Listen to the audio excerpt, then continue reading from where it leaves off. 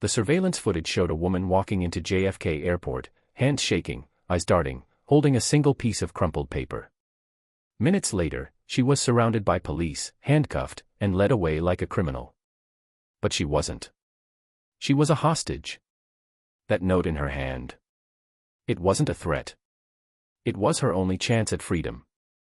And nobody, not the officers, not the security staff, not even the public, believed her. What happened in that airport broke headlines, but the truth behind it. It will break your heart. Stay with me. This story is about survival, trauma, and the power of reclaiming your voice. You won't forget it. Emily Carter was the kind of woman who remembered birthdays, smiled at strangers, and stayed after class to help her students, until the day her life was stolen. A high school English teacher from upstate New York, Emily had just finalized a difficult divorce after years of emotional neglect. Her ex-husband had drained her, but she told herself she could start again. That's when she met David Brooks, a charming, philanthropic entrepreneur who spoke softly, listened closely, and seemed to understand her in a way no one else ever had. He was patient. Gentle. Too perfect. And that was the first red flag she missed. David swept her off her feet, love-bombed her with gifts, comforted her with affirmations, and made her feel seen. But little by little, the mask slipped. The compliments turned to criticisms. The romantic dinners turned to silent glares. The I love yous became, you'd be nothing without me. But it wasn't until their weekend getaway, one that turned into a week, then a month, that Emily realized she wasn't just dating a controlling man. She was trapped by one. He took her phone, cut off her access to family, and made her believe the world had moved on without her. When she resisted, he'd lock her in the bedroom for hours with no food or water. Worse, David recorded everything, her breakdowns, her pleas, her confessions during trauma-fueled panic attacks, just in case she ever tried anything. He convinced her she'd be laughed at if she spoke up. That she'd look unstable. And for a while, she believed him. But one night, after weeks of silent tears and bruised hope, Emily overheard David talking on the phone. He was taking a business trip to Miami. She was going with him. That was her moment. Not to escape. Not yet. But to try. When they arrived at the airport, David handed her a note. "Let's see if anyone even notices," he sneered. "Hand this to someone if you think the world still cares." Emily stared at the words written in his handwriting. "This woman has been kidnapped. Please help her." He smirked. "They'll think you're crazy." And part of her feared, maybe they would. But her hand shook with something stronger than fear, desperation. So when they passed through TSA, she slipped the note to the nearest agent. For one split second, she felt hope. Until her hands were yanked behind her back. The fluorescent lights of the holding room buzzed overhead as two officers questioned her with blank expressions. They read the note.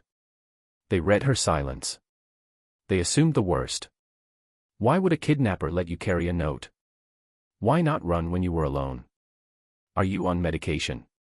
Emily tried to explain, but she couldn't. Her throat closed. Her brain froze. Because trauma doesn't always speak in perfect sentences. It comes out in gasps and shaking hands. Then, Officer Amanda Reyes entered. Unlike the others, Amanda didn't look at Emily like a liar. She'd worked human trafficking cases for nearly 2 decades. And what she saw wasn't hysteria, it was survival. Amanda knelt down, placed a water bottle in front of Emily, and whispered. "I've seen this before.